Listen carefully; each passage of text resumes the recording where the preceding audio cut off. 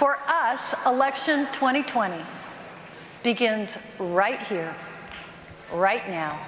Hermanos y hermanas, may I introduce to you our first candidate who would like to be the next president of the United States. Please welcome Bernie Sanders.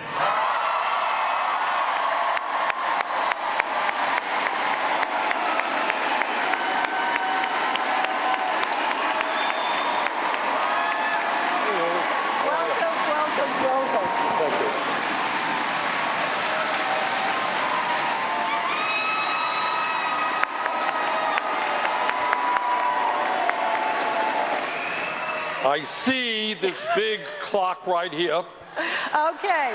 It's very intimidating. All right, so Senator Sanders, 1 minute. Right, I see that, believe me. All right. All right. I am wearing this red tie proudly today because I am here to congratulate the NEA and teachers all over this country who have had the courage to march on their state capital to demand we change national priorities in this country, that instead of giving tax breaks to billionaires and subsidies to the fossil fuel industry, that we invest in the children of this country and in education. And I want to tell you that the courage of the teachers is reverberating all over this country. Working people from coast to coast are now demanding an economy that works for all of us, not just the 1%. Teachers, thank you very much.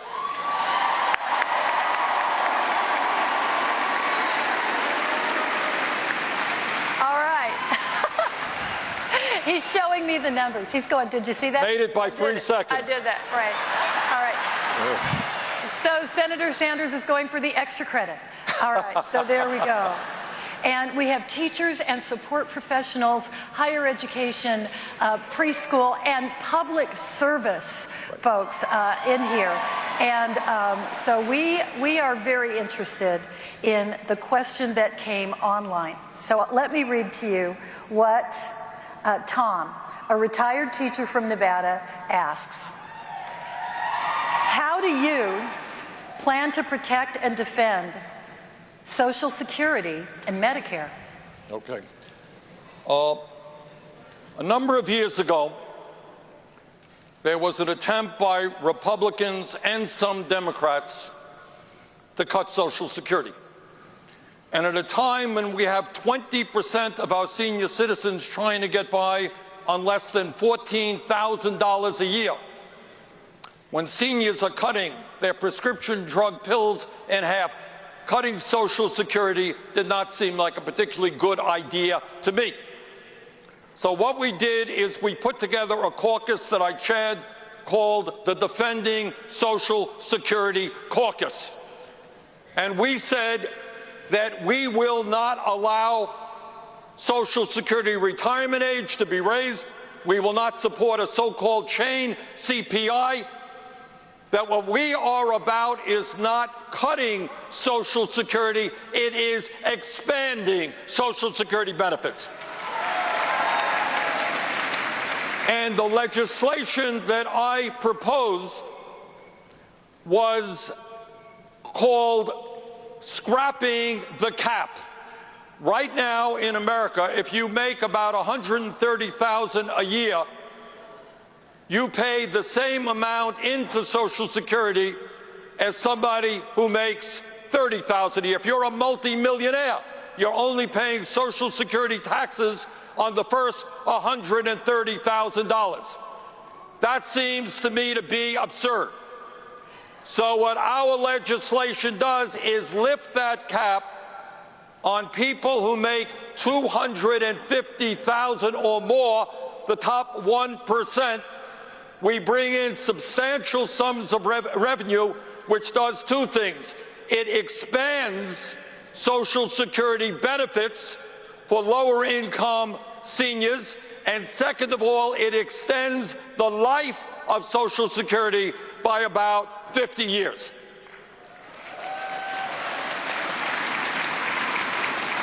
Now, all of you know that for the last 45 years, there has been a war against the working class of this country. And at the same time, Republicans want to give tax breaks to billionaires. They are talking about cutting Social Security, Medicare, and Medicaid. We are going to stand up to them. And our view is you're not going to cut Social Security, you're going to extend the life of it so that it will be strong and viable for our kids and our grandchildren. You're not going to cut Medicare because we are going to fight for a Medicare for all single-payer program. Thank you. On strongpublicschools.org, our website, we invite folks to ask questions, and they can ask them by video. Our first member video question comes from Marielle E. in Hawaii. My question for presidential candidates is, how are you going to increase salaries to make teaching more attractive so that we will have less teacher shortage nationwide? Thank you so much. Mahalo. Well, let me thank Mary for that very important question. And the truth is, the answer goes beyond teacher salaries, which I'll talk about in a moment. The answer has everything to do with changing national priorities. The answer has everything to do with changing the culture of America so that we recognize that there is nothing more important than education in America.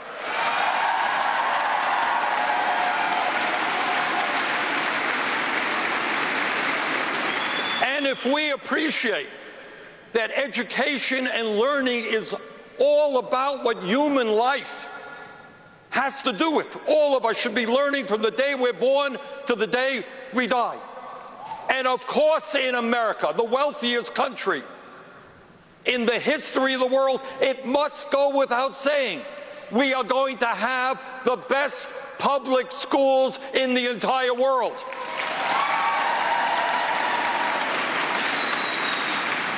And that means that it goes without saying that we are going to have teachers who receive the respect and the remuneration that they deserve for doing some of the most important work in America.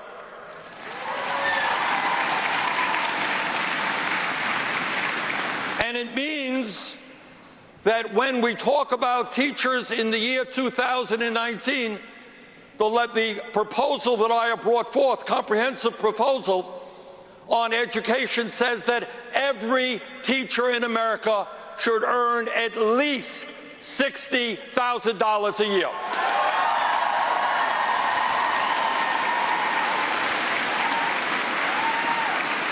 It also, another proposal that we have brought forth, which impacts 45 million Americans, including many teachers, is that it is absurd to have so many of our people struggling with oppressive levels of student debt. We have got to cancel student debt in America.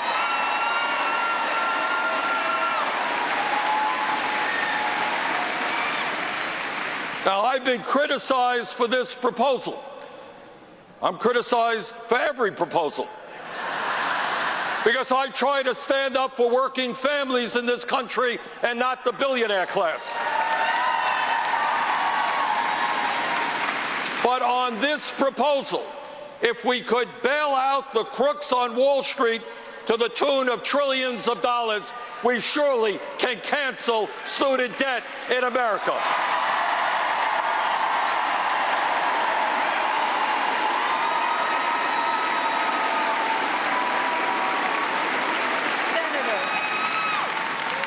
This question comes from Linda, a teacher in Alabama. How will you strengthen our country's public schools, and educate our citizens about why privatization and charter schools are not good for our children.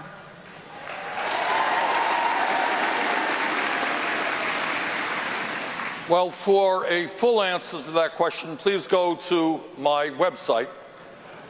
And if you do, this is what you will find. Our proposal is called the Thurgood Marshall Educational Plan. We end federal funding completely for for-profit charter schools.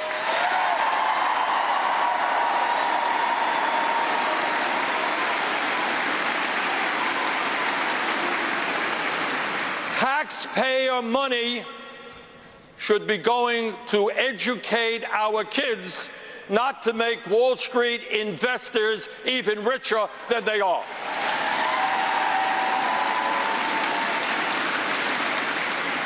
And our proposal puts a moratorium on all new charter schools until we have a full understanding of their impact on public education.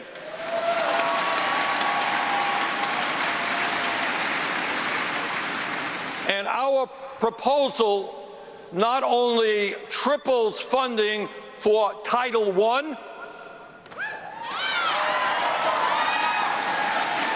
our proposal not only moves aggressively to make smaller the classroom sizes that you have got to teach,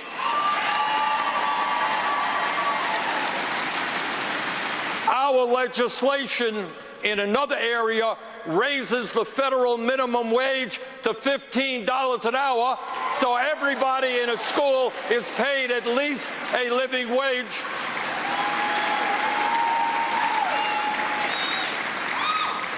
Our proposal moves aggressively to end the increased segregation that we're seeing in schools all over this country.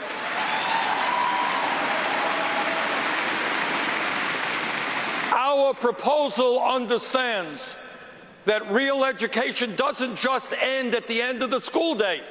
We need to significantly increase funding for after-school programs.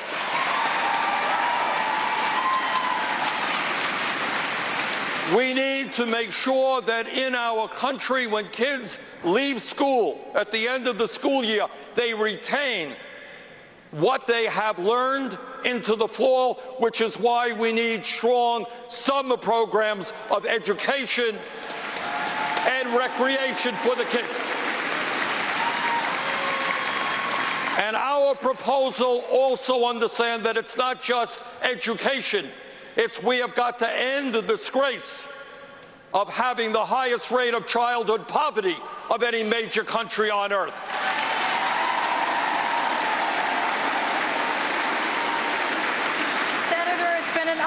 You today. Thank you so much. Okay, can I say one more word?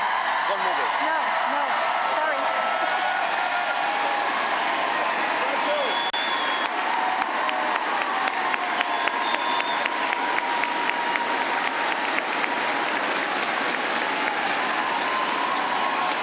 Please welcome Julian Castro. Julian Castro.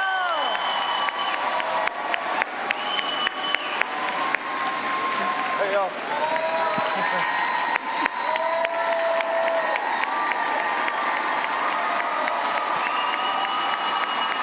Where's Texas? Texas. Bienvenidos. Good to see you. I was asking for Bienvenidos Texas. a nuestra Gracias. casa. ¿Dónde está Texas? There they are. Okay, you know the rules. All right, so we're going to give you 1 minute to tell us anything you want us to know about you. And when the countdown gets to 0, we're going to politely clap for you. Okay, there you go. Yes. If you don't mind, I'm going to stand up. Anything you're comfortable with. Thank you very much, Madam President. Thank you, Lily, for having us. And bienvenidos a Texas y buenas tardes.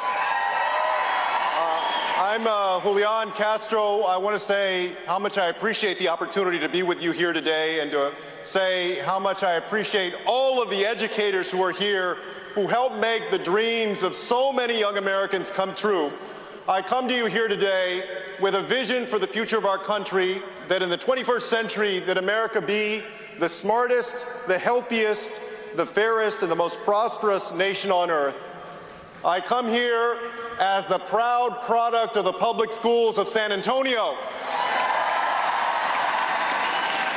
I come here as the son of a father who was a public school educator for 31 years and the husband of a wife who's been a public school educator for 15.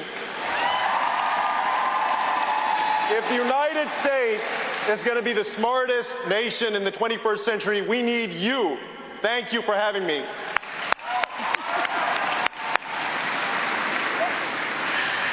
And we have asked people to send in questions written and on video. We'd like you to hear one of our video questions. This comes from Rosie in Arkansas. It's an honor to teach at this historic high school, where 9 courageous students stepped forward to take on racial segregation in our schools following the Brown versus Board decision. Unfortunately, more than 60 years later, we still haven't achieved equality in our schools. As president, what will you do to finally live up to the promise and commitment of the Brown versus Board decision? Yeah. 3 minutes. Thank you very much to Rosie, if she's here in the audience.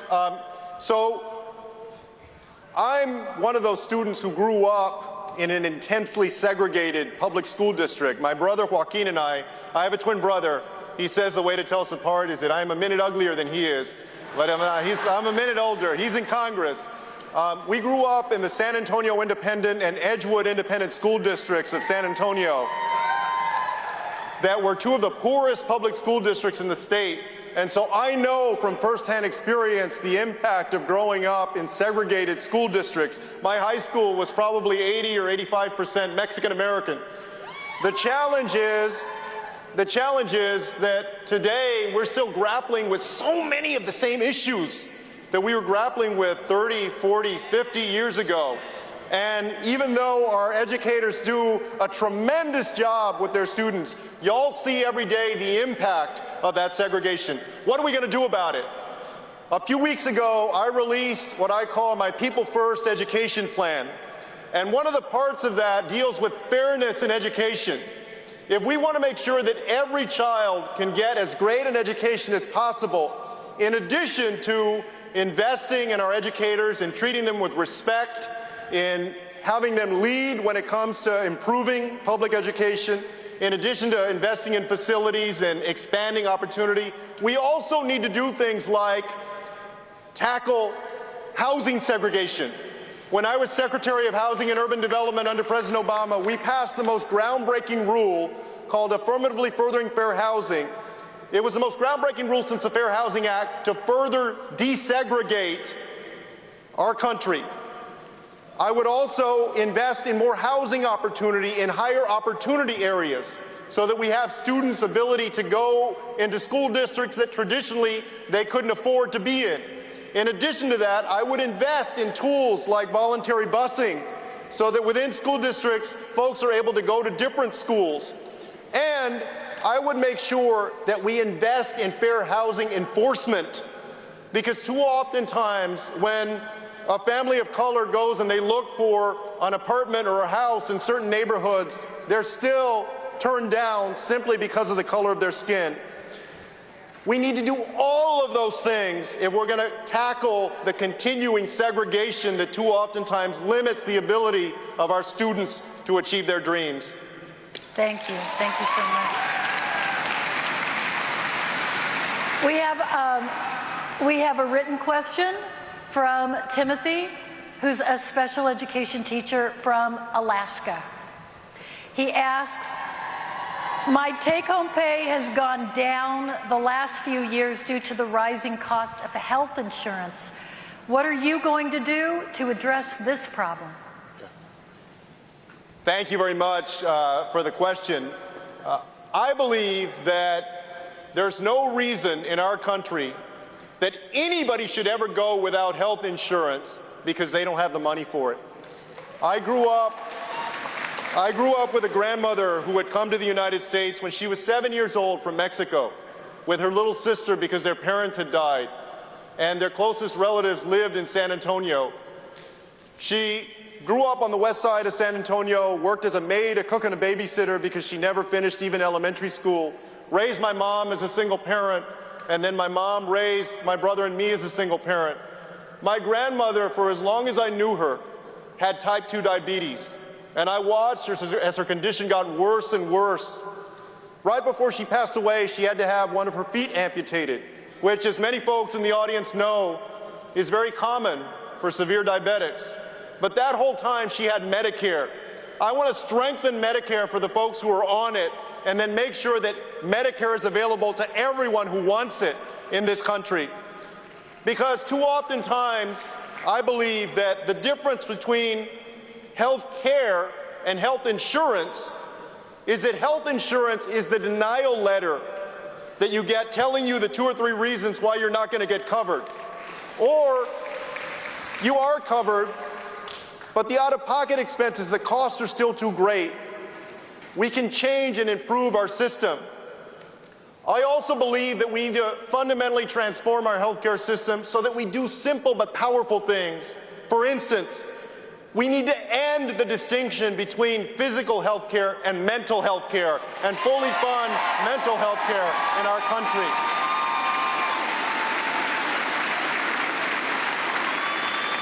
And as public school educators, you see the impact that our healthcare system and its shortcomings have on our students each and every day. My education plan calls for investing in a community school-based model that includes wraparound services so that students are able to avail themselves of good resources so they can be healthier. I believe that all of these things go together, that all of these dots are connected. We don't exist, we don't live in silos, and neither should our policy in this country. Thank you. And one final question. Secretary Castro. It comes from James in Illinois. Illinois, they don't get out much. Okay? All right? Just so it's known. His question is, how do you propose to allow professional educators to participate in the formation of true education reform without the inevitable politics that comes with it? Yeah. Thank you very much. Let me tell you a very quick story that goes to this question. In between college and law school, I went back to my old high school. I had just turned 22 and I looked like I was 18. I looked like I belonged in the school. I got 3 classes as a permanent substitute teacher at my old high school. One of them had 39 students, one had 38, and one had 37, which I thought was against Texas law, but apparently not. On the 3rd day that I was there, I turned around to write something on the blackboard, and some student from the back of the room put together like 3 or 4 loose leaf pages and chunked it at the back of my head. It hit me in the back of my head, and I didn't know what to do.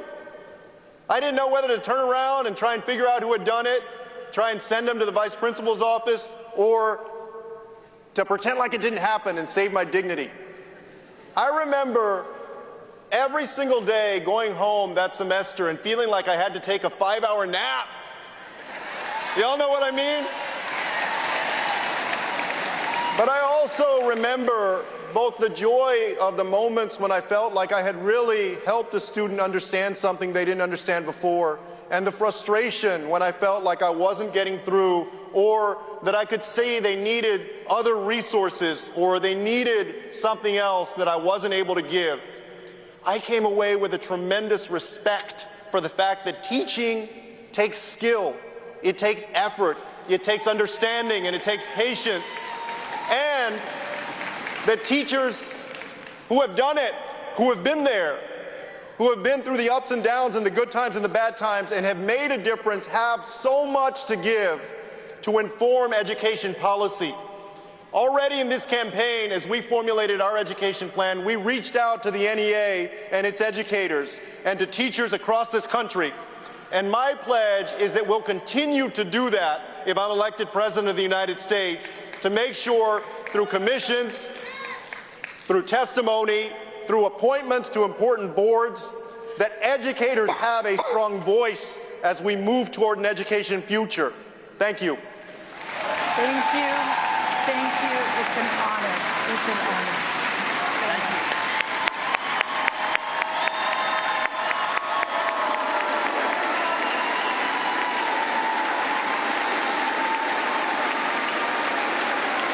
We are now ready for our next candidate. Please welcome Joe Biden.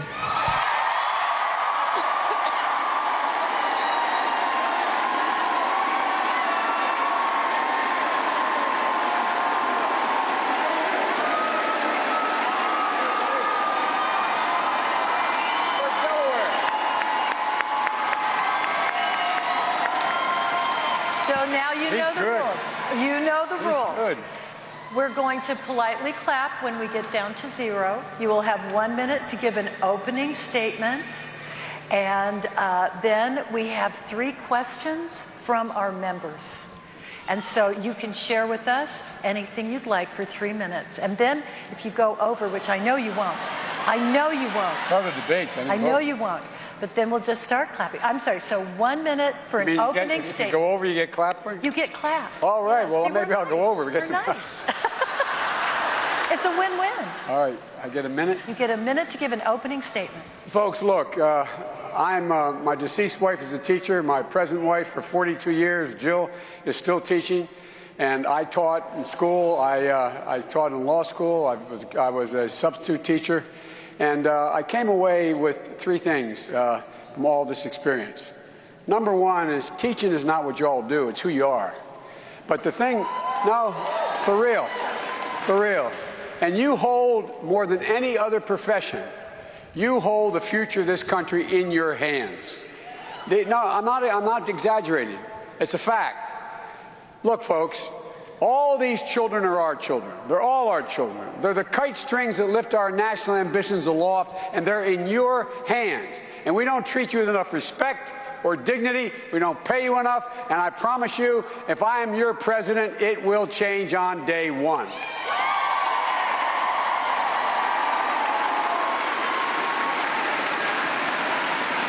Mr. Vice President, up on a website, we've let people write their questions and video their questions. We have a video question for you from Rudy, one of our education support professionals in Pennsylvania. Hey,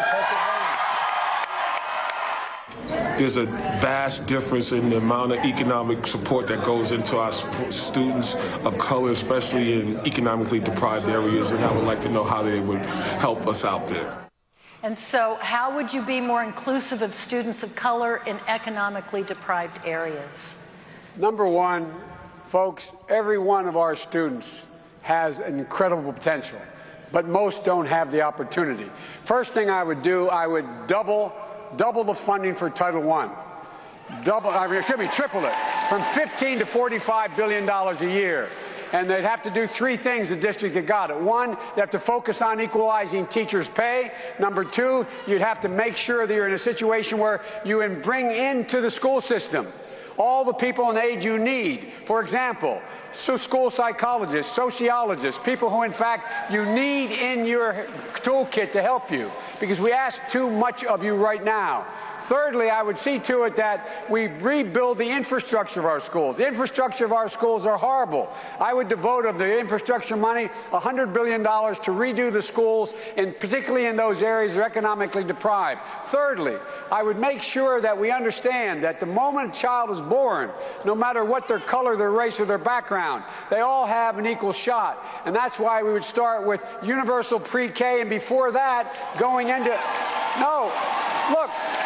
What I don't get is why we're even arguing about this anymore. All the data is in. There's overwhelming evidence that it enhances every single community if we do it. And the other thing I would do in those schools that are challenged in tough neighborhoods, I would make a significant investment of another $100 billion in those school districts across the country in order for teachers in there to be able to get paid for mentoring, be able to get paid for teaching other teachers, bringing them along. Because, folks, we have to have you in the schools teaching. You shouldn't be doing 3 jobs or 2 jobs. And the last, no, really. Look, Like I said, I've been married to a school teacher. Oh, anyway, by the way, the reason I became a professor at the University of Pennsylvania, I was tired of the mail coming Dr. and Joe Biden. But it hadn't changed. But anyway, look, the other thing is, folks, we're in a position where we have the opportunity to fundamentally change. In those schools we're talking about, I would see to it that there also are challenging programs, AP programs, programs that allow every school district to challenge their students. I'd have after-school programs, which is included in my initiative. I would make sure that we're in a position that we let children in a position to be able to go beyond high school. Lastly, 12 years is not enough anymore, folks, for anybody to live in the middle class. And so I call for is anyone seeking a certificate, a degree, whatever the deal is, including a community college, it is absolutely free. And by the way, we can easily afford it. We just eliminated one of the $1.6 trillion in tax cuts. It's called stepped-up basis. That means for folks who have a lot of money, if they're about to cash in a capital gains, they get hit by a truck, their kid gets left the money. Guess what? Eliminate it. It's only $17 billion that pays for all of this. All right.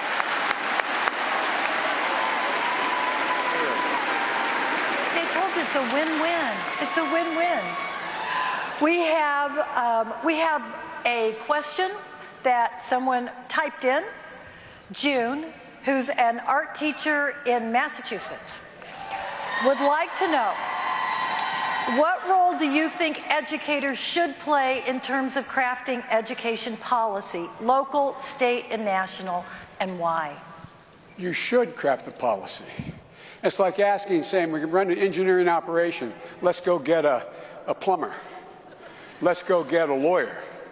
Folks, you're the ones that know it. First thing, as President of the United States, not a joke, first thing I will do is make sure that the Secretary of Education, not Betsy DeVos, it is a teacher. A teacher. Promise. A teacher.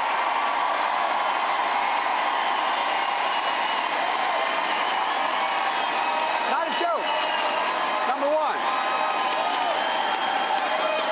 Number two, folks, and so the press doesn't get confused, I promise I'm not going to appoint my wife, okay? Press, I can hear it now. Biden says he'll appoint his wife as Secretary of Education. Bye-bye, she'd be a good one. Second thing is, look, you got to have wraparound, you got to have, as Julio said, you got to have wraparound initiatives here. We have to bring the entire community in. Everything from the Boys and Girls Clubs to the YMCAs to the community development programs. You got to bring everybody in, expose children. You know, I really mean it. What is the greatest thing you can do for a child? Is expose them to what they have the potential to do. Kids, no, I really mean it. Kids don't know if they've never been exposed. I grew up, I never knew a banker or a lawyer or a doctor other than the family physician. But guess what? When I got a little bit older and I got exposed, I thought all of a sudden realized, hey, the stuttering kid from Claymont, I can do that. I can do that. Kids don't know what they can do unless you expose them. And that's the second reason to have this wraparound program. The other thing is, look, with regard to education, you in the classroom should be part of the agenda as to what you are going to teach. You should have a say in, you should have a say in what you need to teach. And I would begin again to put the school districts in a position where they can fund everything from, look at the art programs that have been cut. Look at the art program that have been cut. Look at the after-school programs that have been cut. Look at the job training programs that have been cut. How many of you have shop in your school anymore? How many of you have art programs in your school anymore? How many of you are in that situation? So teachers should have the ability to have an input. And I think it should be regularized in terms of the school districts. That's a local decision, but I will put a lot of pressure to make sure teachers are in on deciding what the curricula is, what you're going to teach, because you know better. You know the response to it. And lastly, folks, the thing you have to do the most is we have to elevate teachers as the professionals they are. No. My time's running out. It's all about being treated with dignity. How many times you've been somewhere, you're going through a line and being introduced, and a woman says, by the way, I'm an engineer. So that's great. I'm a teacher. Oh, you teach, huh? Come on. Come on. finished? Mr. Vice President, you do us great honor being here today. Thank you so much. Thank you. Thank you, guys. Thanks. Oh, wait.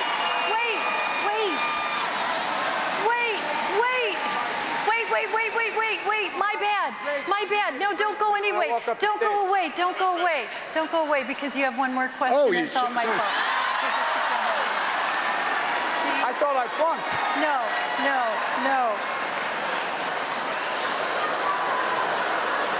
Don't tell anyone what I did. Do not tell anyone what I did, okay? It's just between you and me. Teachers can keep a secret. No, we can't. We really can't. I am so sorry. I'm so nervous. It's because I'm nervous. One of these guys is going to be the next president of the United States. You know that, don't you? I'm kind of nervous here. All right. Sean, in Washington State, asks, how would you curb the soaring cost of post-secondary education? How would you promote alternative post-secondary education, such as trades or apprenticeships? Look, you should be in a position in the high school curricula, and every state has the capacity to do this now, of while in high school, learning to get credits for your community colleges or for trades. That is within our wheelhouse right now. I can't go into more detail, it's 2:40, but anyway. Second thing is, the second thing is, we're in a situation where right now we can afford, and I really mean it, afford, to in fact make available the opportunity for people to be able to have paid for them this opportunity. And that's why I really mean it. The idea of being able to go into a trade, that's why Barack and I tried very hard to significantly increase apprenticeship programs around the country. We should be inducing businesses to, in fact, have more apprenticeships. And by the way, I'm a labor guy, from belt buckle to shoe sole. Labor are the only guys who do it right now. And so we should be encouraging businesses to engage in what is in their interest. The longer they keep an employee, the greater loyalty they have, and promote from within. But the point is, apprenticeships are available now.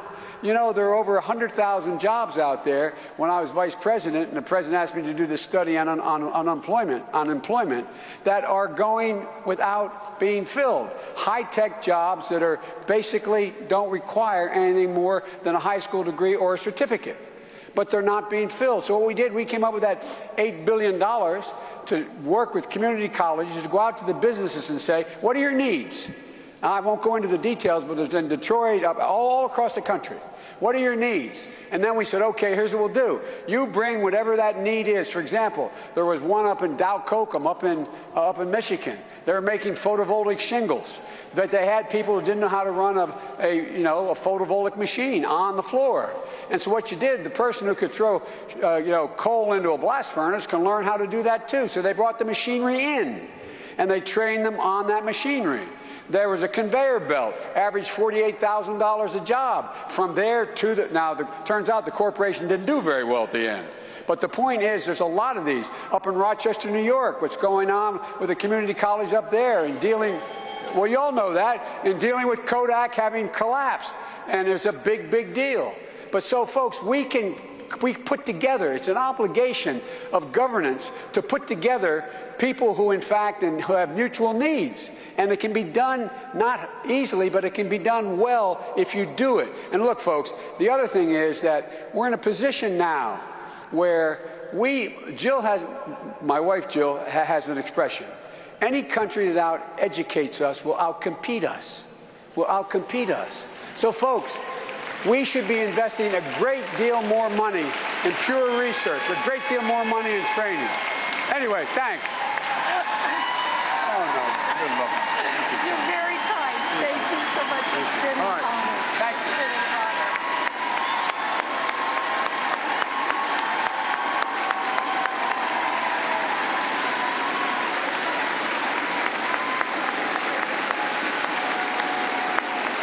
We are now ready next candidates. Please welcome Elizabeth Warren.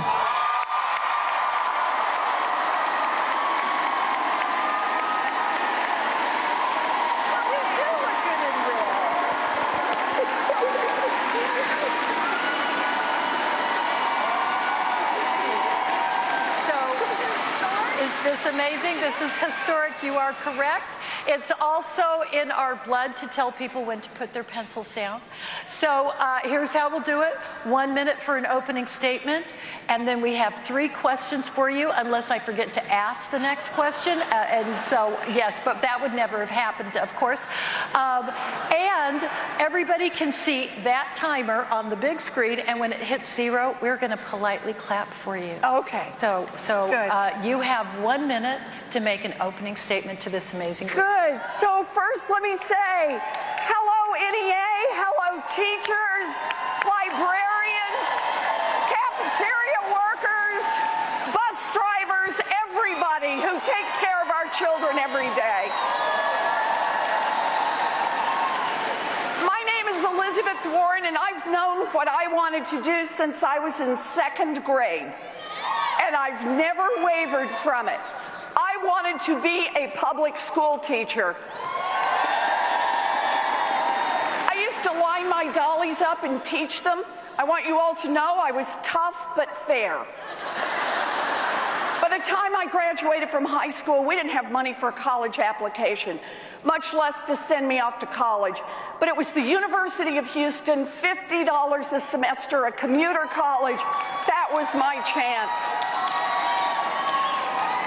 Hung on and I became a special needs teacher. I have lived my dream.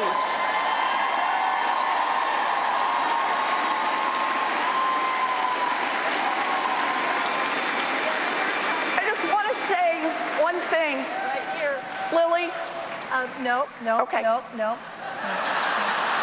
I understand. Nice try, though. Nice try. We have allowed thousands and thousands of people have gone up to our strongpublicschools.org website. Yes. They've uploaded videos of themselves asking all of you questions. Good. You're going to hear one of them now. It's from Sarah, an education support professional in Kentucky. Okay. What can you do for the United States to ensure that all children are entitled to a fully funded public education, a quality education for all? I got a plan for that. Because I believe that if you want to get something done, you really do need a plan for that. So let me just give you some pieces of it. It starts with a wealth tax. That's a 2-cent tax on the top 0.1% of the great fortunes in this country. People who have more than $50 million in wealth, we say your first $50 million, that's cool, but your 50 millionth and first dollar, pitch in 2 cents, and 2 cents for every dollar after that. Here's what we can do with 2 cents. We can provide universal child care for every baby in this country aged 0 to 5. Universal pre-K for every 3-year-old and 4-year-old in this country. Raise the wages of every preschool teacher and every child care worker to the professional levels they deserve. Invest in our infrastructure so we have good, clean schools, state-of-the-art, for all of our kids.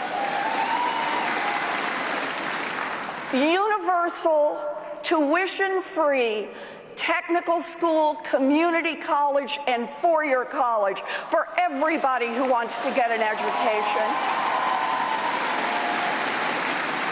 And there's more.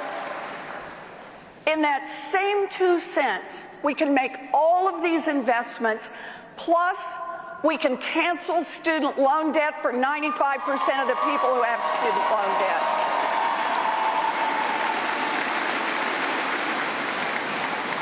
For me, this is about our values. This is about what we respect as a country. Are we a country that just wants to keep working better and better and better for a thinner and thinner slice at the top? A country that says that top 0.1%, 75,000 families, they gotta keep it all. Or a country that says, you make it big, good for you, that's great, we celebrate it. But pitch in 2 cents so every one of our kids has a chance to make it big.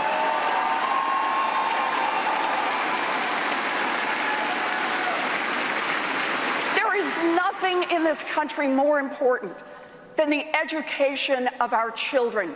And I'll tell you this about public school teachers.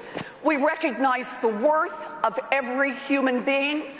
We invest in the future, and we never give up.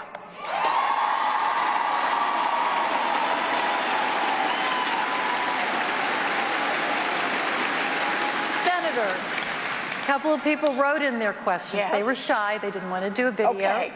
Judy is a retired teacher from Washington. Hi, Judy. And she would like to know, There she is. what would you as president do to put an end to high-stakes testing so that our students and teachers have a fulfilling and dynamic educational experience?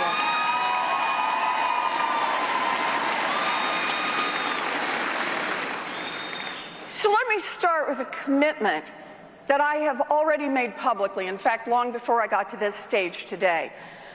I will name someone to be Secretary of Education who has been a public school teacher.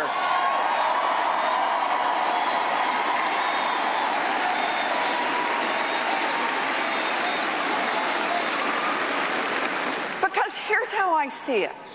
I want someone in Washington who every time they think about standards and who's meeting what and are writing all the regulations is someone who's actually seen a child light up, is someone who's actually seen someone engage and suddenly lift their head, knowing something they hadn't known before, someone who's seen a door open. That's who I want for Secretary of Education. Betsy DeVos need not apply.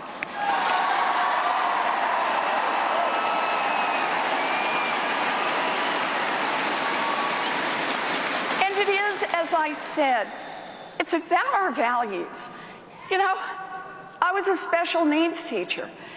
Special needs teachers understand this notion that it's all about testing, that it's all about what somebody far off in the state capitol or far off in the national capital says, here's what constitutes success, and worse yet, here's what constitutes failure. No, that's not what education is about.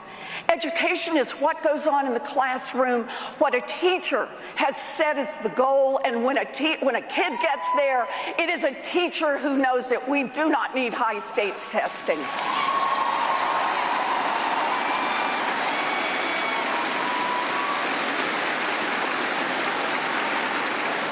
This goes to the fundamental question of respect for our teachers. Too many folks seem to have gotten the idea that teaching is kind of like, you know, working on an assembly line, and we'll just test your widgets to see if they're coming out all right. And if they are, you must be a good teacher. And if they don't meet the standards set somewhere else, you must not be. No, that is not what teaching is all about. Teaching is about bringing out the best in our children. It's about opening doors for our children. It's about listening to our children. It's about responding to our children. It's about making the most of every minute we spend with our children. That's not about testing. It's about the educational experience, and we need our teachers to be front and center in that.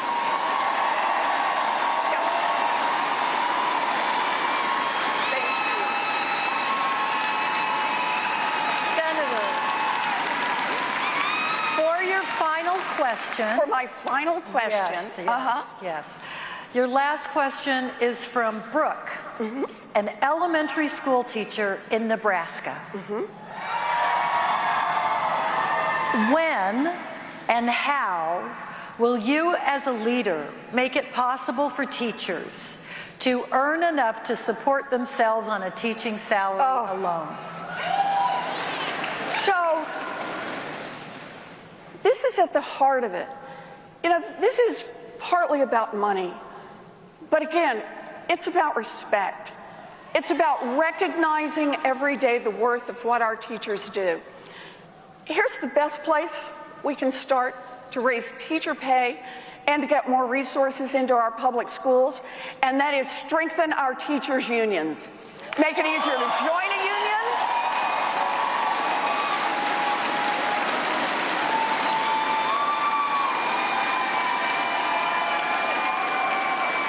Make it easier to join a union and give those unions more power when they come in to negotiate.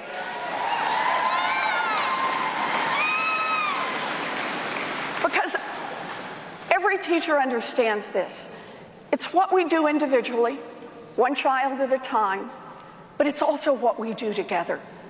That is our strength. You know, we live in an America where democracy is under assault. Time after time after time, decisions made in Washington work great for the rich and the powerful. They get the tax breaks they want. They get the benefits they want. They get the exceptions they want. But for the rest of America, it's just not working. We have a chance to turn that around, and that starts with our teachers. Our teachers showed us last year when they went on the front lines in West Virginia, when they went on the front lines in California and Arizona and Oklahoma, in Georgia and South Carolina, when they went on the front lines. It was a lesson not only in what teachers need to be able to survive, it was a lesson in democracy. We asked America, state by state, when teachers stood up, what kind of a country do you want to have? Do you want to have a country that just works better and better for a thinner and thinner slice at the top? Or do you want to have a country that works for all our kids? Well, teachers are on the front lines fighting for all of our kids.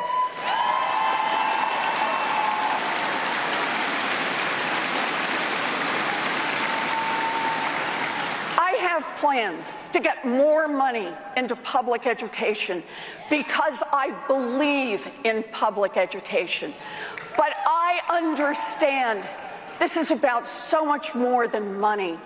This is about how we build a country going forward.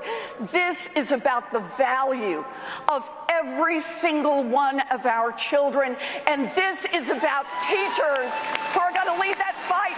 Let's put a teacher in the White House.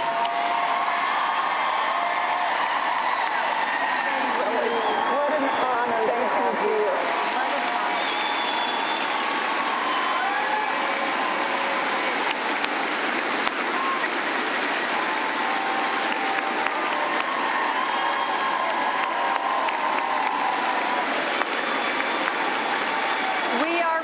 For our next candidate. Please welcome Amy Klobuchar.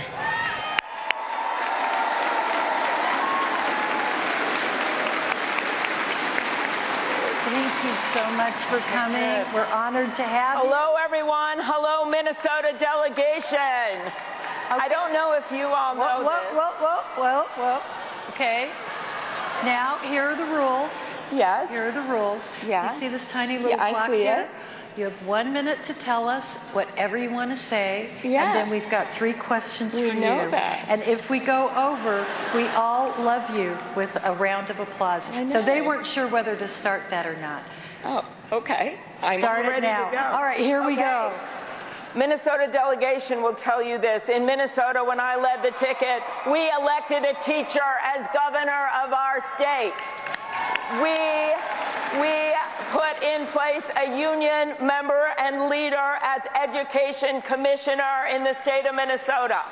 I am the daughter of a teacher who left Wisconsin to Minnesota. Why? Because they had strong teachers' unions, right? She taught second grade until she was 70 years old. I believe that education is a right. As I stand before you, a product of education, the granddaughter of an iron ore miner, the daughter of a teacher and a newspaper man, the first woman elected to the state of Minnesota, to the U.S. Senate, and a candidate for President of the United States. That is what education is all about. That is what it's about. Thank you.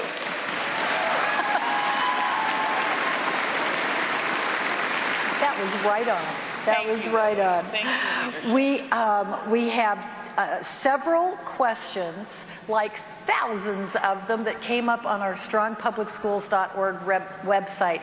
And some folks were brave enough to videotape themselves. Okay, we excellent. have one for you from JC, an aspiring educator from Iowa.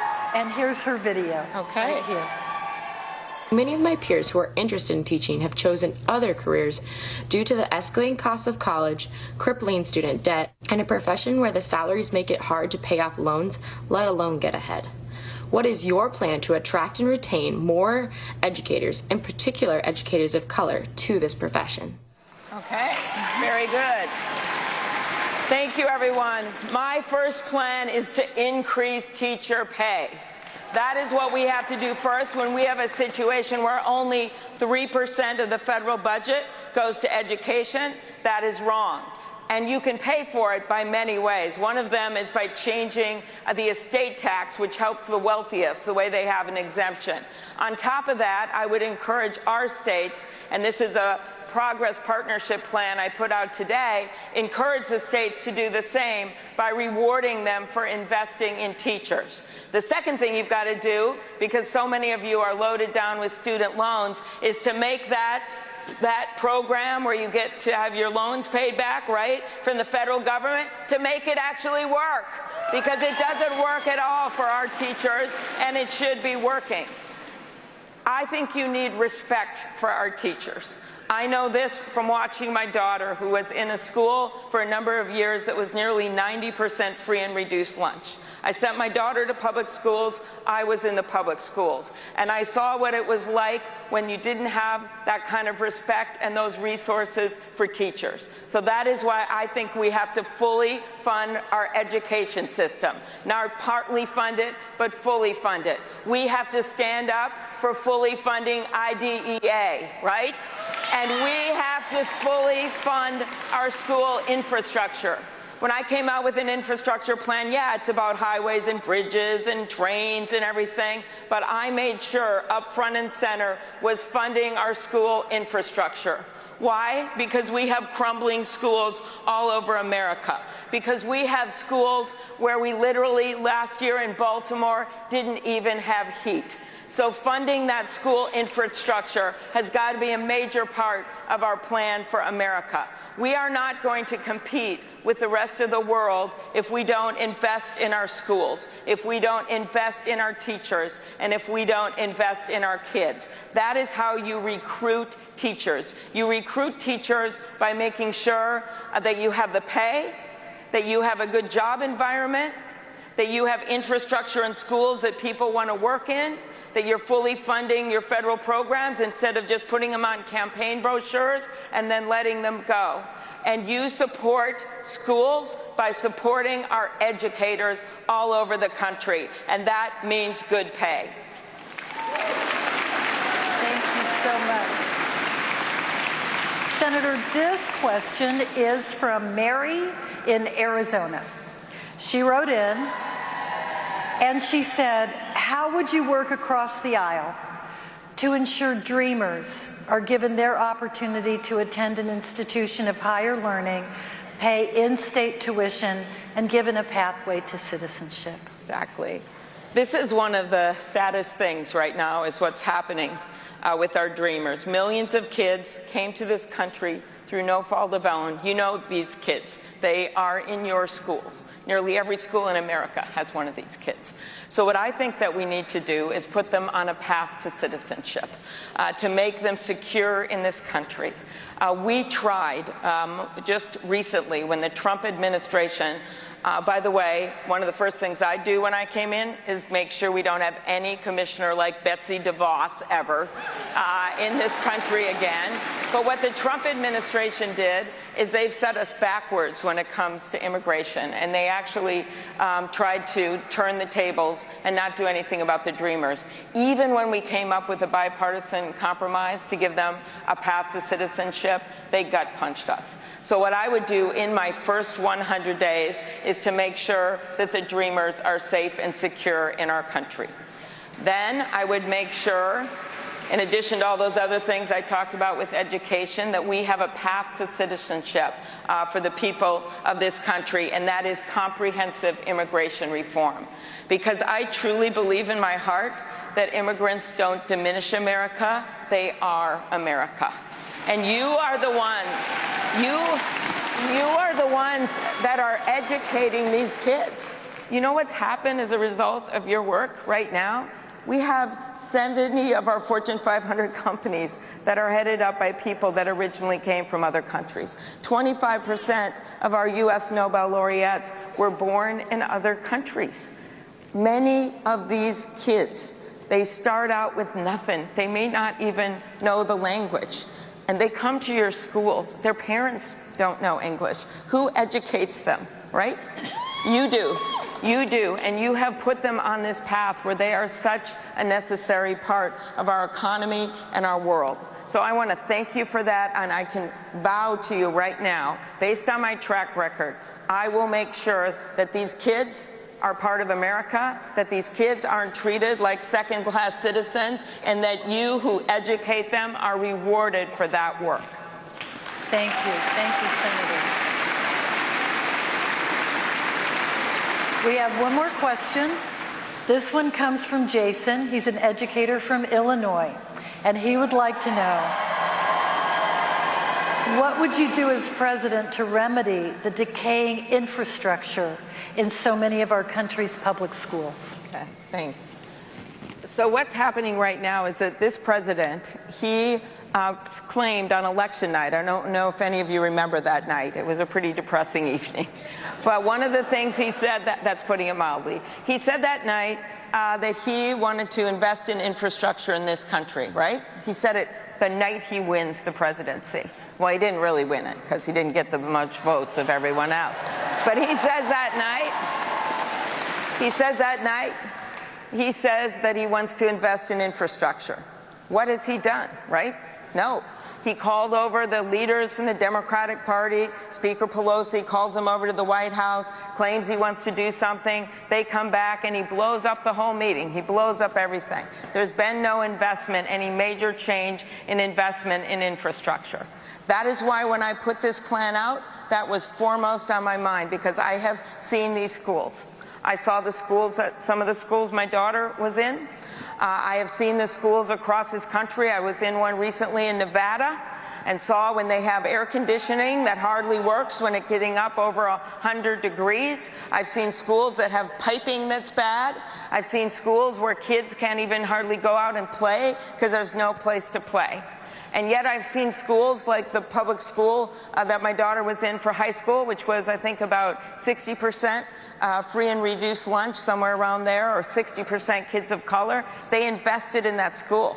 And I saw how those kids felt and how those teachers felt when they went to work every day down those big hallways with modern equipment, with modern computer equipment. I was able to see the difference firsthand. And when you live that, like I have, being a product of the public schools, seeing your kid in the public schools, you can't close your eyes to the need for infrastructure and the need to support our teachers and the need to have this be a major part of our platform going forward. So I just want to end by thanking you for your work. Like I said, I would not be here today without teachers. My mom loved to teach. Her favorite thing she taught was the Monarch Butterfly Unit, where she dressed up all in the tunic and the tights with the antennas and a sign that said "To Mexico or Bust."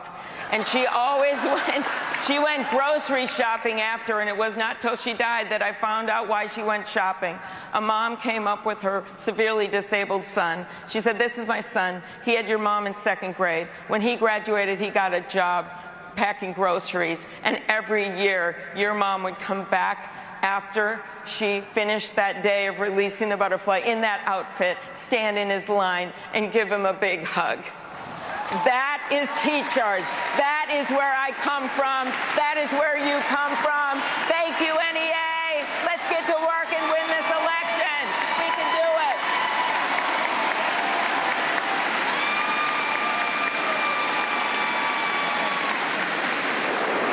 It's been an honor. It's been an honor. Thank you, Senator. Thank you so much. We are ready for our next candidate. Please welcome Beto O'Rourke.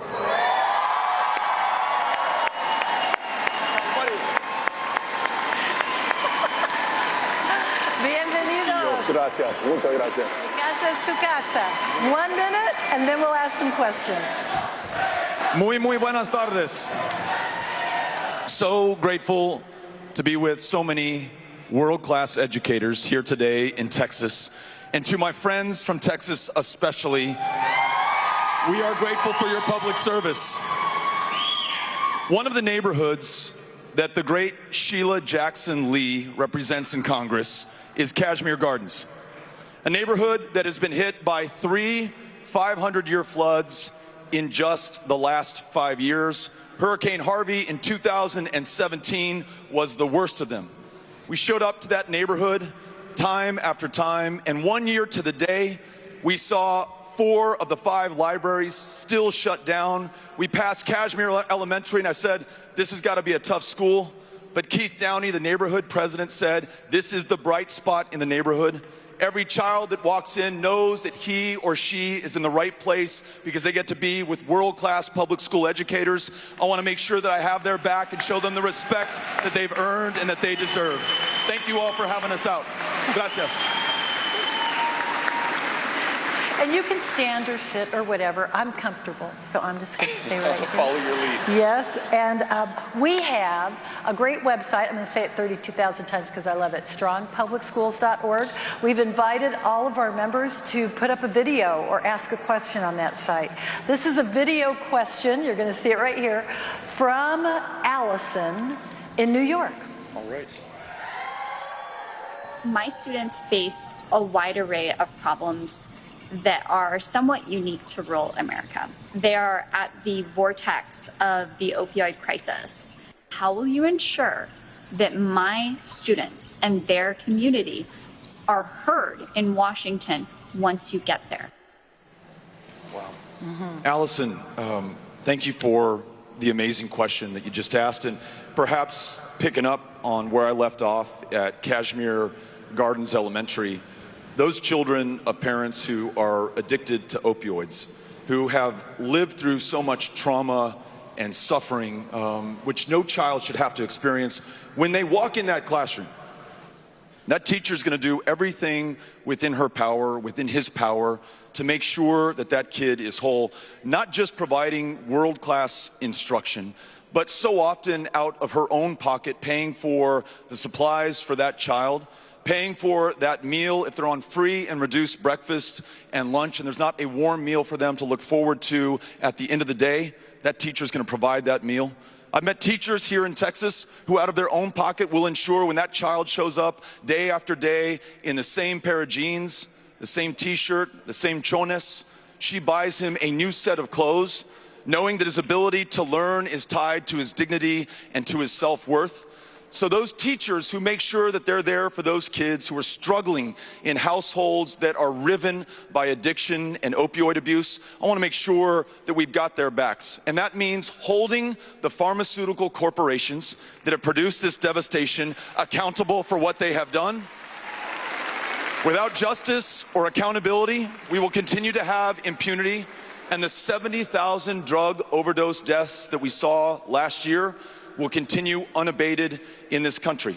And now those parents, they need long-term treatment and recovery care. They are not a problem for the criminal justice system. Let us not put them behind bars. They are an opportunity for the public health system in this country. And I want to make sure that we've got their backs as well.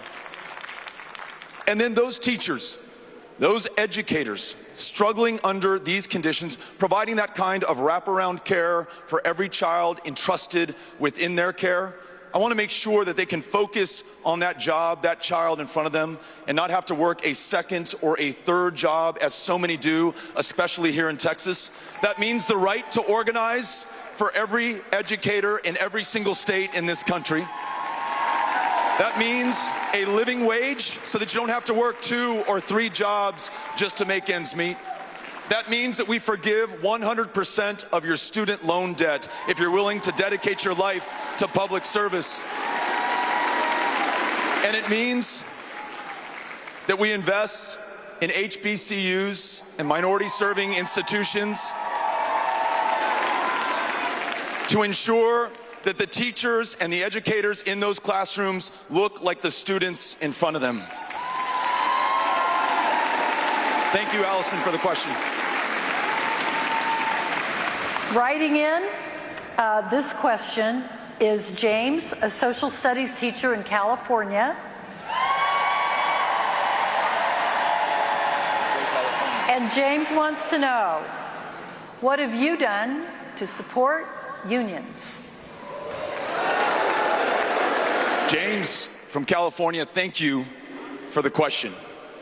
We've seen the devastation in our communities and in our states when unions are not allowed to organize. I was just in Iowa over the 4th of July and learned from those great educators in Iowa that after 2017, when the state legislature stripped their right to organize, their ability to use the leverage of the value that they provide in public education, no longer able to organize collectively for higher wages, better working conditions, and better delivery of care and instruction to children, those teachers and educators are leaving Iowa. Minnesota is seeing a bumper crop of physics teachers and chemistry teachers and kindergarten teachers paid for by the taxpayers of Iowa. So as president, I want to make sure that we guarantee the right to organize for every educator and public servant in every state in the union, including in Iowa and right here in Texas. I want to make sure that I follow the lead that unions have set to guarantee that you can take time off to spend that with your family without penalty and paid, that childcare is affordable in every single part of this country without regard to your income or your zip code, that we have pre-K universal in the United States of America because we know that's an investment that pays handsomely over the lifetime of the beneficiaries and the children, and that healthcare is not a function of privilege or luck or circumstances, but is a basic human right upon which every single child and woman and man in this country can depend.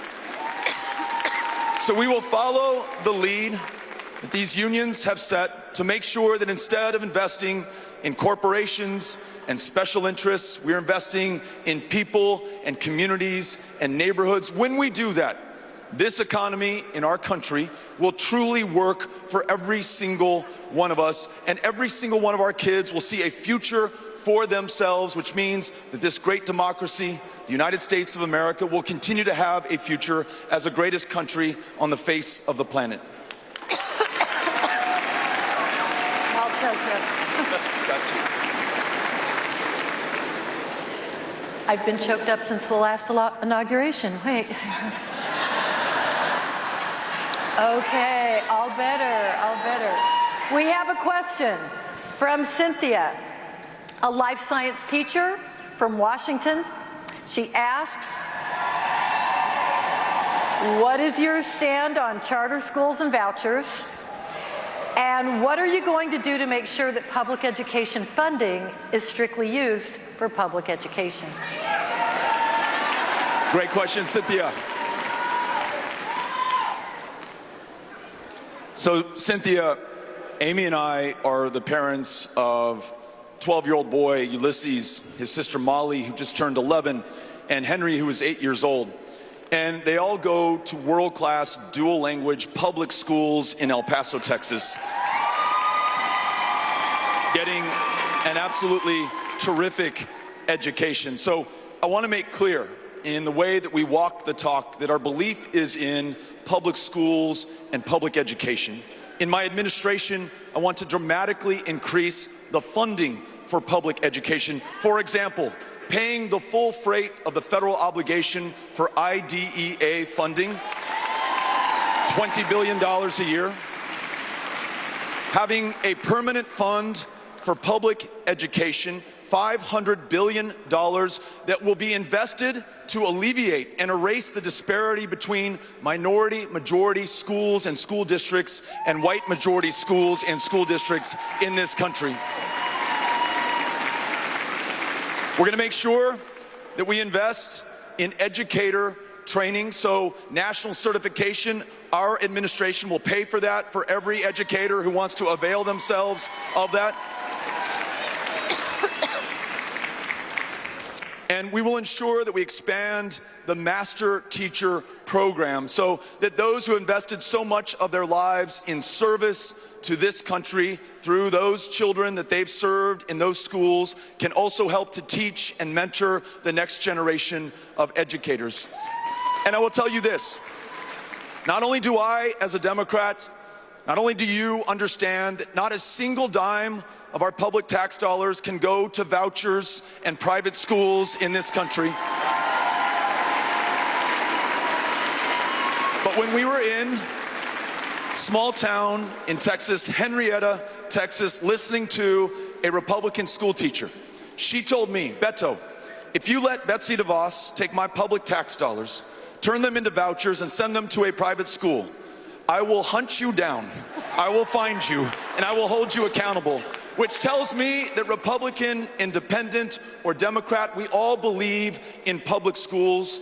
There is a place for public, nonprofit charter schools, but private charter schools and voucher programs, not a single dime in my administration will go to them. We will fully fund public education and public educators and make sure that we have a world-class system of public education in the United States of America. We are going to have your back.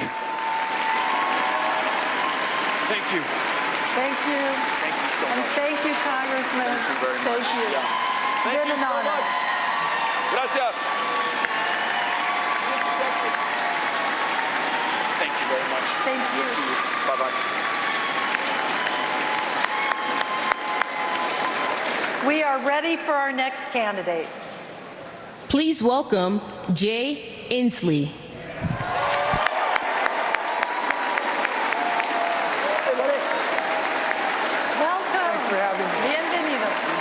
Have a seat. I don't know who they told all the rules, but you get 1 minute to make an opening statement. Tell us what you want. Then we have 3 questions for you, and you get 3 minutes. And see that big old timer there? My friend. It's up there on the screen for everyone to see when your time is up. And we're so polite that if you go over your time, we're just going to clap for you. Thank you so much. All right? Because we're you. nice. We're Really, nice. thank you. Governor Inslee.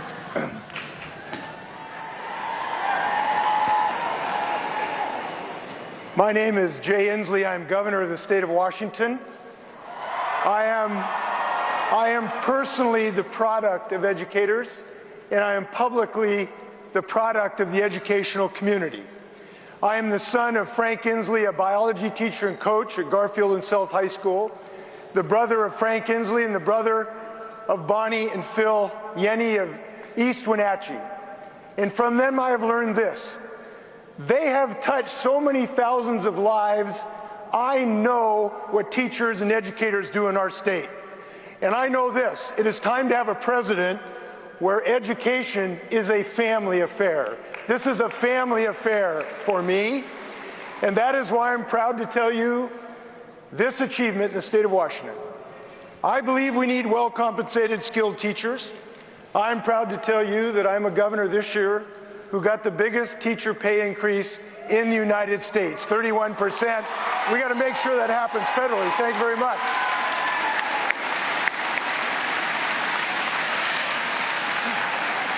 Governor, up on our website, strongpublicschools.org, we've invited people to ask questions that they want to hear the answers from presidential candidates, and some of them were brave enough to put it on video.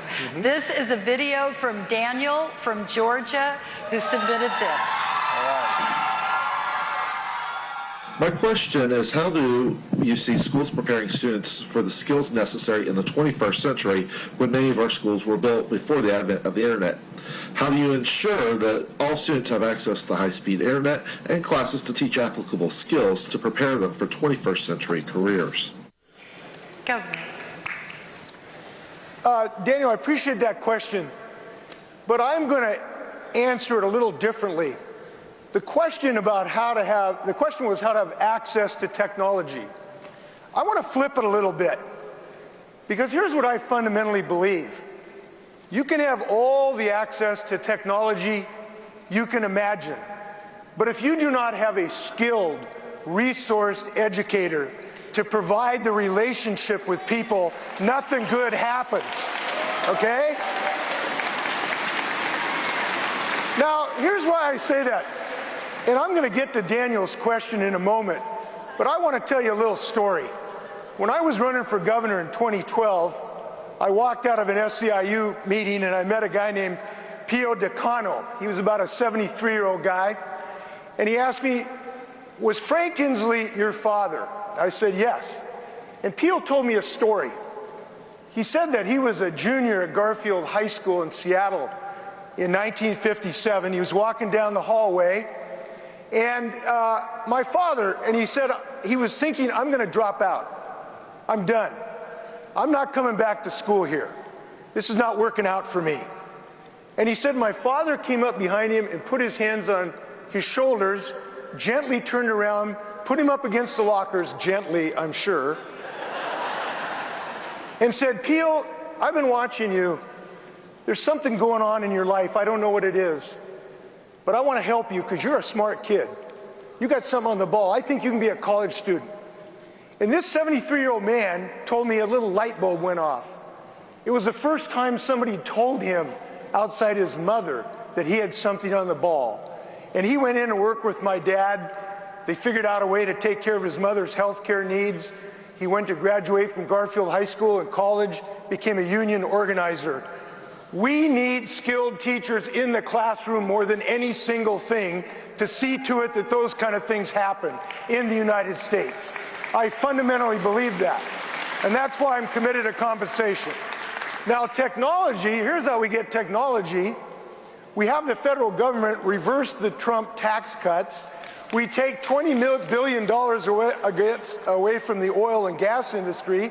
We put it in education by fully funding Title I in the IDEA measure so that you can pay teachers what you should, so you can get access to technology, so you can expand broadband access to rural communities, so we can actually give students a step forward. And when we do this, and I think this is important, we've got to start caring as much about the career aspirations of non-college bound students as those bound for college.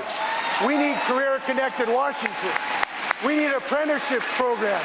We need technology so you can be a machinist just as much as a physicist in this country. Governor, Elizabeth is a Missouri higher education instructor, and she wants to know, how do we keep guns out of schools and make schools safe for children and staff?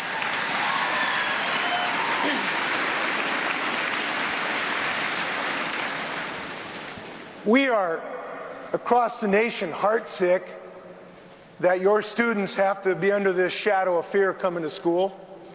We are heartsick that you have to dedicate yourself to helping your students through this anxiety when you should be helping them with their curriculum. And I do think what we need is a president who has the ability to stand up on these issues of gun safety. I'll start there and then I'll move on. We need someone who will stand up to the NRA, and I'll just tell you a little story. In 1994, I was a freshman congressman from a small town of Sela in a red Republican agricultural district in eastern Washington.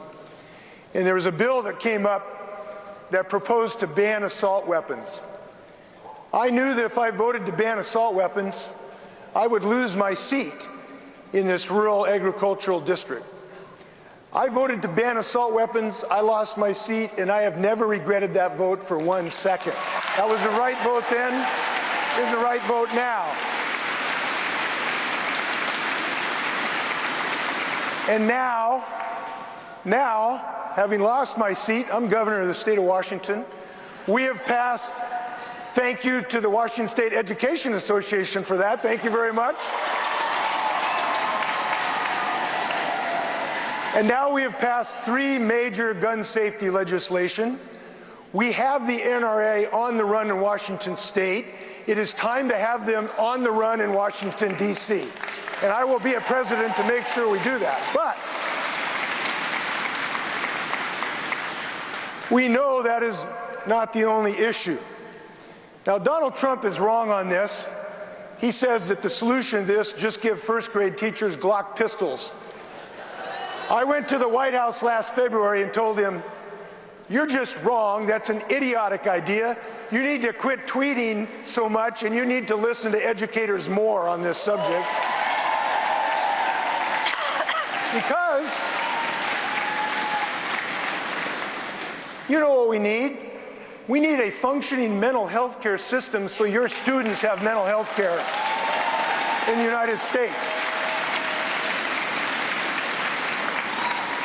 We need more counselors to help students when they have domestic violence, when they have homelessness, when they're exposed to the problems of growing up. And by the way, when we do this, when I say educator, I mean educator.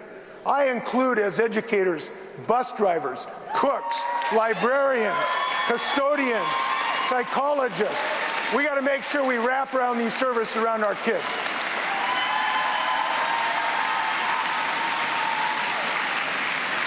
And Governor, we have one last question for you.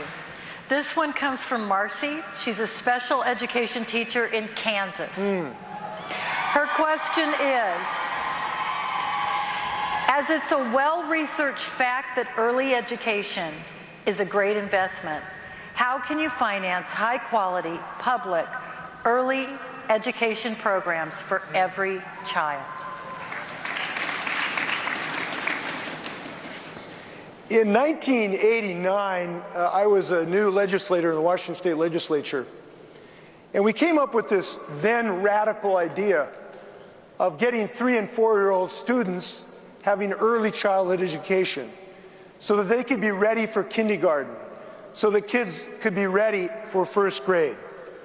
At that time, it was radical because there really was not a lot of neurological information about the effectiveness of that. And I voted for a thing called the Children's Initiative to finance that. We did not pass that. But now, a quarter century later, we know the neurological evidence that this is perhaps the single best investment of $1 of taxpayer money in the United States. We understand this now. So now, I'm pleased to tell you as governor of the state of Washington, we have now not only achieved full-day kindergarten for every student, but we've got 48,000 more students getting early childhood education. Now the question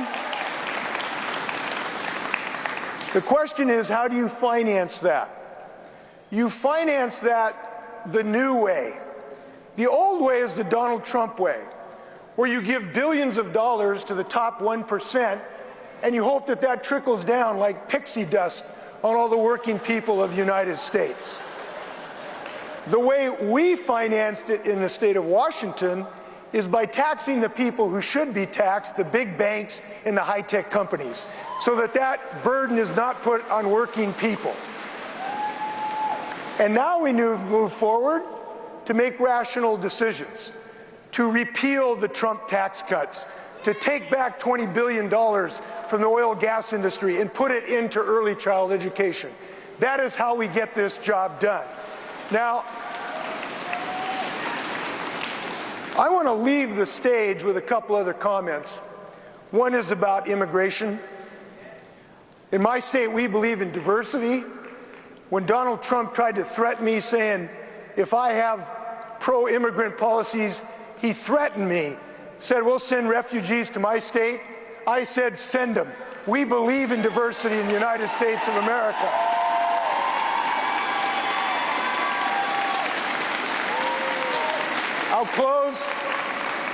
I'll close with this comment. You have dedicated your professional lives to the generations who come behind us. And we now know we have a moral obligation to those generations, a moral obligation to defeat the climate crisis. I have dedicated the last 2 decades of my public life to defeating this climate crisis. I have proposed a plan to make sure we put people to work in clean energy. And I am the candidate who is saying this. If I am given this high honor, I will make defeating the climate crisis the #1 priority of the United States. Good luck. Thanks a lot. See you at the victory party. Take care. Thank you. I hope that was okay. That was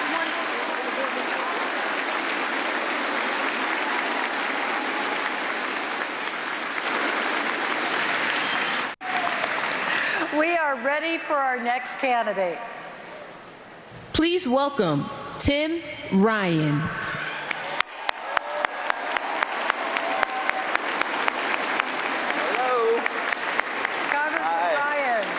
So much. Welcome to the NEA. Thank you for having me. This is, so we'll go over a few ground rules. They've heard it like 17 times now, so they can probably lip sync it. We'll do a Lily Vanilli.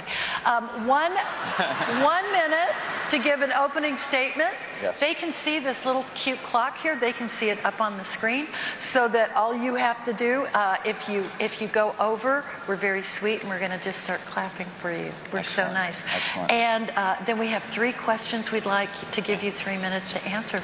So welcome. You can sit, you can stand, you can just be comfortable. Thank you. 1 minute. Hi, NEA. Hello, educators.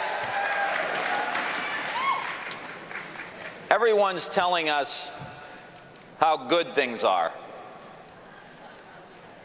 And I just wonder why we all feel so bad. Why we wake up in the morning and got a knot in our stomach, we turn on TV, we see what's happening every day.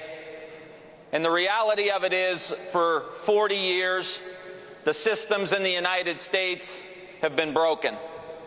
Our economic system has been broken. The education system has been broken. The healthcare system's been broken. The food system's been broken. The environmental system's been broken. The criminal justice system's been broken. And all of these issues make their way into your school. And so today's discussion is about not how we reform education, but how we transform education. Congressman, we have a website where people can upload video questions or type them in. We have a video question for you from Sandy in Pennsylvania. If you get elected, how would you help school districts with funding at the federal level? We have many students who have socioeconomic barriers to their learning and have food insecurity. So I would like to know your plan to help us. Thank you. Obviously, a great question. I released a plan this week that puts $50 billion back into Title I and other programs to help local communities fund their schools and the school programmings that they need. I support and have co-sponsored and will push for $100 billion in infrastructure projects in schools all across the United States of America. As you know better than anybody, we have a $23 billion gap between the wealthiest school districts in the country and school districts that have high populations of poverty, schools of color. And I think it's imperative that we close that gap and make these investments. I think we help these schools rebuild. I think we help with infrastructure projects like broadband. I think we help with playgrounds. I think we help with school-based health clinics. I think we make sure that every school has a makerspace so we can move ourselves into the 21st century. These are the issues that are critically important. I also have in our plan, in my plan, a loan forgiveness program for teachers and also an expanded tax credit for teachers who dig into their own pocket and pay a lot of money to keep the classroom going. And I know this because my wife is a first grade school teacher. I will say also, we need an economic plan in the United States of America that rebuilds the middle class in the United States of America. For too often, we have not held the very people accountable who have run away with all the gold. It's like the old country song, you know? You get the gold mine, we get the shaft. It's time for us to hold this broken economic system accountable. They've convinced people in the United States that if we cut taxes for the top 1%, that somehow that's going to build a school. Somehow that's going to be able to have us hire new teachers. Somehow that's going to pave a road or build a hospital or provide health care. We're not just talking about education in this conference today. We're talking about reshifting the priorities of the United States of America from the top 1% to the working class people of this country. And when I say, thank you, and when I say working class, I mean white, black, brown, gay, straight, north, south, urban, rural, all of us. They've tried to divide us. They've tried to divide us for 30 years. Who's black, who's white, who's brown, who's gay, who's straight, who's a Democrat, who's in the union, who's not in the union. It's time for us to unify this country.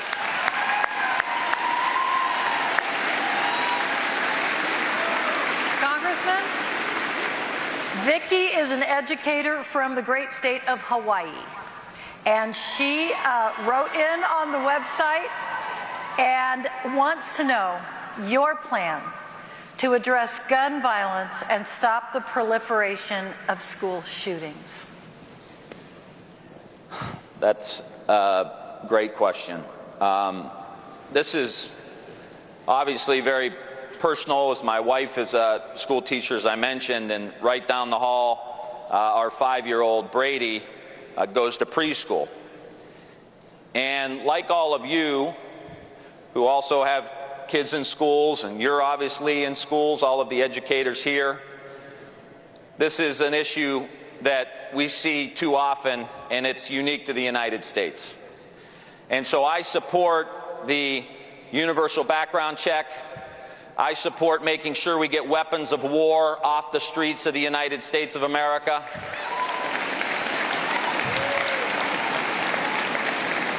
I support what we call closing the Charleston loophole. I support studying gun violence as a public health issue in the United States of America, like it is.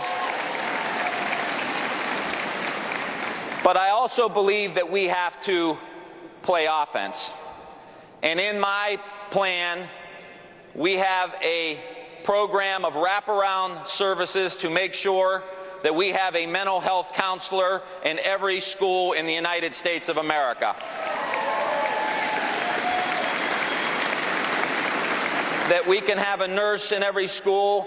But here's what I think is most important. 90% of the kids who come to a school and use a gun and kill students and other educators, 90% of those kids come from that school. And 73% of those kids have felt shamed or bullied or isolated in some way. And I believe it's imperative for us to have social and emotional learning in every school so that we can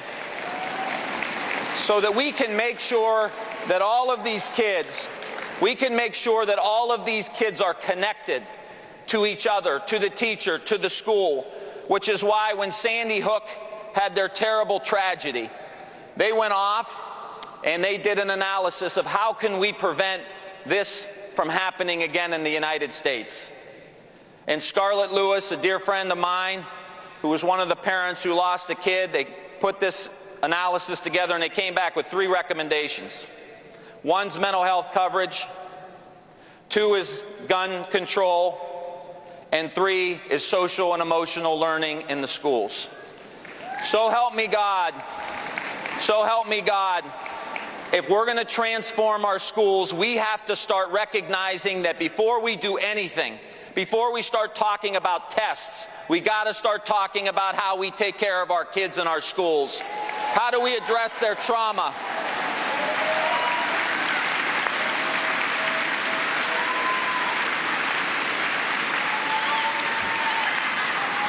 It's so tempting to blow through that. It really is. It really is. I had great teachers, so I follow the rules.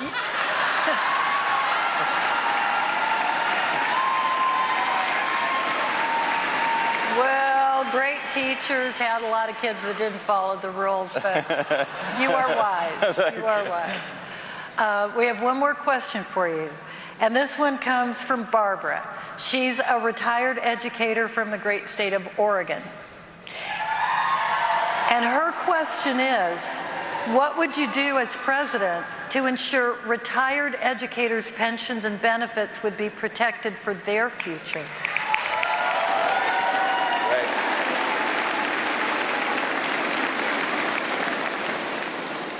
First thing I would do is repeal the windfall elimination provision.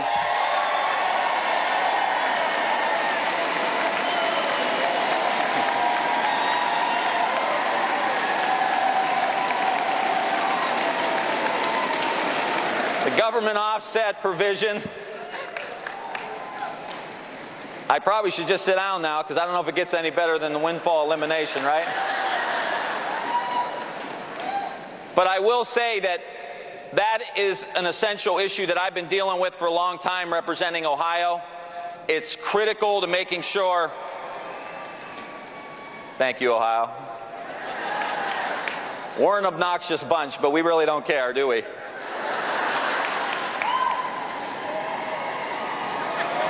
See what I'm saying?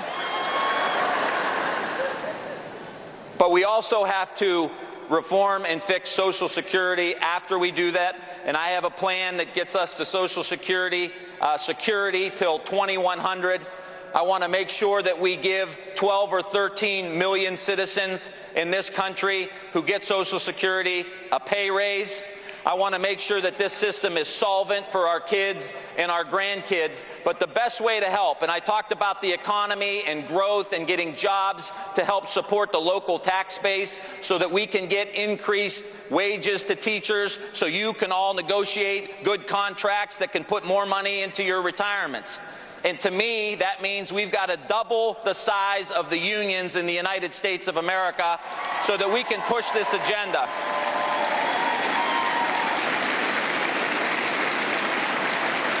So I just want to end with a quick story about Muhammad Ali. Muhammad Ali, there's a great story of someone catching Muhammad Ali in Kentucky when he retired. And he went up to Muhammad Ali and he said, "Hey, champ, I saw you fight." And you know, champ had a little high-pitched voice. He said, "Yeah, great, great." And the guy said, "Yeah, I saw you got knocked down in the 3rd round." And champ said, "Wasn't my fight." And the guy said, "No, I remember my dad took me to the fight and we saw you. It was a great fight, but you got knocked down in the 3rd round." And Ali said, "Wasn't my fight. I ain't never been knocked down." Champ said, "I'm either up or I'm getting up." And I'm telling you that the American Union movement is never knocked down. We are either up or we're getting up. Teachers are never knocked down. They're either up or they're getting up. Our kids are never knocked down. Public education is never knocked down. It's either up or getting up. Let's win this election. Thank you so much. It's an honor. Thank you. Honor to meet you. Keep up the good work. Thank you.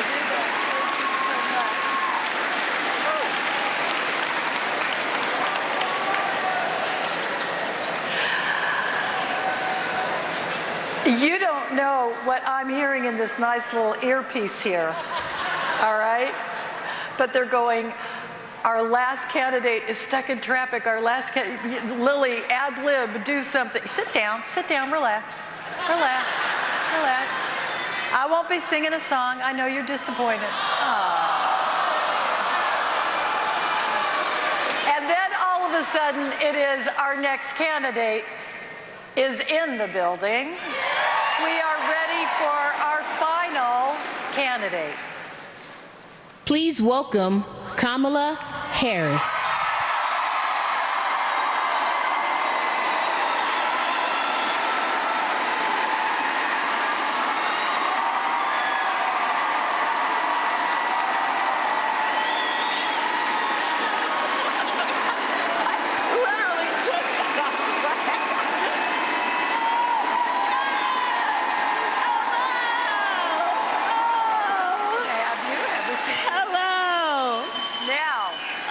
Thank you for what you do every day.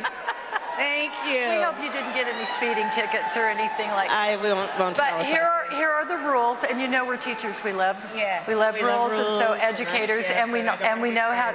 This is our version of pencils down. So it will go like this. See that tiny little thing there? Everybody can see it on the big screen. That clock is screaming. It is. You guys have no idea how big this is in front. Gigantic. 1 minute to make any kind of. I'm going to let you breathe for a minute while I go this. Okay. 1 minute to make any opening statement. And hi, Senator. And then we have 3 questions that I'll ask you that our members submitted. And you get 3 minutes. And when the clock winds down, if you keep going, we're going to love you so much that we're just going to start clapping. We're just going to start clapping. And so we would start, and you can sit, you can stand, you can be comfortable. 1 minute for your opening statement. Okay. Greetings, everyone. I want to just thank you for what you do every day. Our educators, you are raising our children. There are 2 groups of people raising our children. Parents, often with the assistance of grandparents and aunties and uncles, and you. And I thank you. You are not paid your value, which is why I am proposing what will be the first in the nation's history federal investment in closing the teacher pay gap, but thinking of teachers also as our educators. It's our bus drivers, it's our cafeteria workers, it's our custodians. And what we will do is close that gap. On average, is $13,500 a year, and we will close it by the federal investment in closing that gap. It'll be a matching fund with states, because here's my belief, and it's a strong belief. I believe you can judge a society based on how it treats its children. And I believe there is no greater expression of love that a society can extend toward its children than to invest in their education, and by extension, their educators. Thank you. On our fabulous website, strongpublicschools.org, which I'm sure you're going to go look up as soon as you're off the stage, we've invited all of our 3 million members, and really anyone in the public, to upload a question, upload a video, or write a question. Good. What we have for you is our first question. Okay, great. And it is, they moved it so fast I didn't get to see who it's from. Okay, from Carlos. Carlos in Colorado. It has, and you can see his video over here, right? Yeah, she's looking for Carlos in Colorado. Colorado's, your Georgia, California's over there. As president, will you promise to fully fund the Individuals with Disabilities Act and ensure that all students, especially students with high needs, ensure that they have the opportunities to succeed in our schools? Much this one right here. That's right. Well, yeah, the IDEA Act. So I'm actually a co-sponsor of the IDEA Act in the United States Senate, and when elected president, hopefully with your great help, I will sign it as one of my first acts of business. You know, let's look at how this plays out. As you guys know, there's a mandate that the federal government pay 40% of the special ed needs and the special needs of our children, and they're not doing it. They're doing about 15%.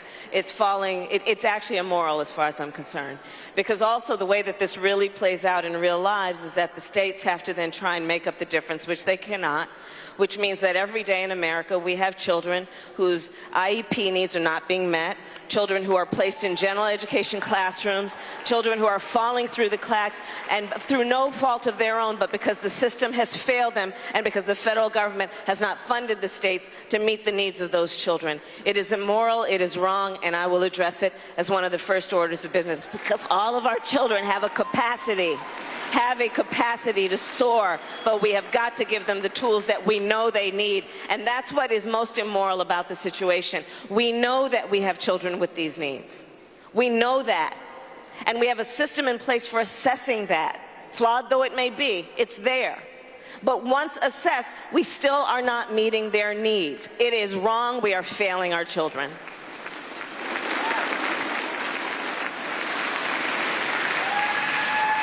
Writing in on our website is Susan, a retired teacher from Minnesota. Okay. And she asks, what questions will you ask when picking your Department of Education secretary? Well, I will tell you, I will not be interested in grizzly bears.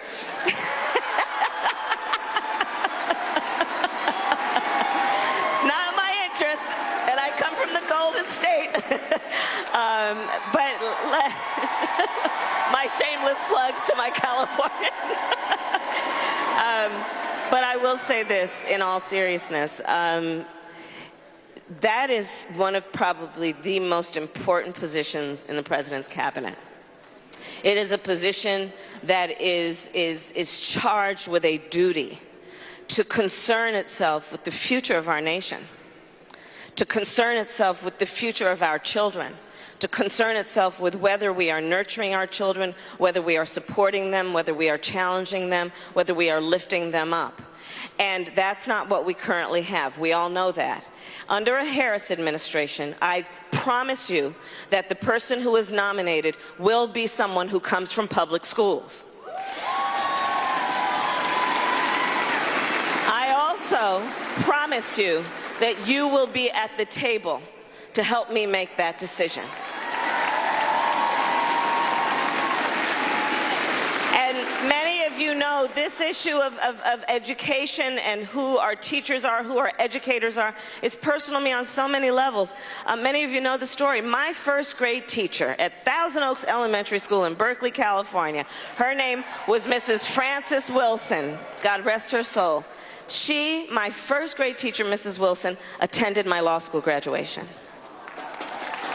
I would not be standing here if during the course of my life there were not those teachers who invested in me, who convinced me I was special. I wasn't particularly special, but they told me I was, and I believed them, which is what you do for your students, which puts us on a path to believing we can do anything.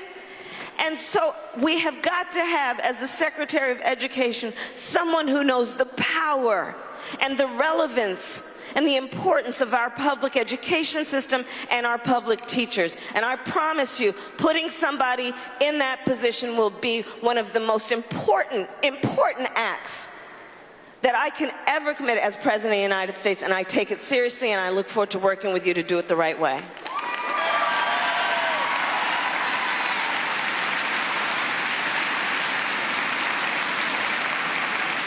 Senator, this is your final question. Let's make it multiple choice. Okay, we can. Our last question comes from one of our higher education members. Okay. Sally is a psychology professor. She wants to know, what will you do to ensure students are treated fairly by loan companies and future students won't have to carry the burden of crushing student debt? So I'll tell you, I mean, in terms of my background, when I was Attorney General of California, where I ran the second largest Department of Justice in the United States, second only to the United States Department of Justice, I sued one of the biggest for-profit colleges. It's called Corinthian, and I took them out of business. And the reason is And the reason is they were predatory in their practices. As with so many who play in this field who are for profit in the way that they so-called do education, their business model has clearly been to put profit over the education of their students. And so what I saw with that for-profit college is they were engaged in predatory practices. They were promising these students that with large amounts of payment and tuition and fees, that they would get an education that would allow them to give them a job and a life that would be productive and would be a living wage, and that's not what happened. So I can tell you, one, my priority is to go after the predatory folks who are in this space, who are servicing these loans, who are giving these loans out. It is also, I am a proponent of debt-free college. I believe we also need to have loan forgiveness for middle class and working students. I also believe that we have got to take seriously the ability of our students to refinance their student loan debt. But we've got to get to the point of the question. We've got to get the predators out of this space. And I've got 1 minute and 30 seconds left, so I want to talk about another issue. And the other issue is, I will tell you guys that there are so many issues, whatever it is, from climate crisis to national security, that I always think of through the lens of a child. And one of the other issues that directly impacts you is gun violence, and what this nation and its leaders are not doing, which is to not have the courage to pass smart gun safety laws in our country so that you have to perform drills with our students and teach them about how they should hide in a closet in the event that there is a mass shooter roaming the hallways of your schools.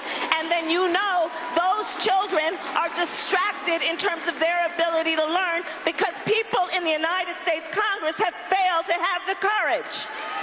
So I will tell you, on day one, I will give, when elected, the United States Congress 100 days to pull their act together on this and put a bill on my desk for signature. And if they do not, I will take executive action and put in place what will be the first comprehensive universal background check requirement.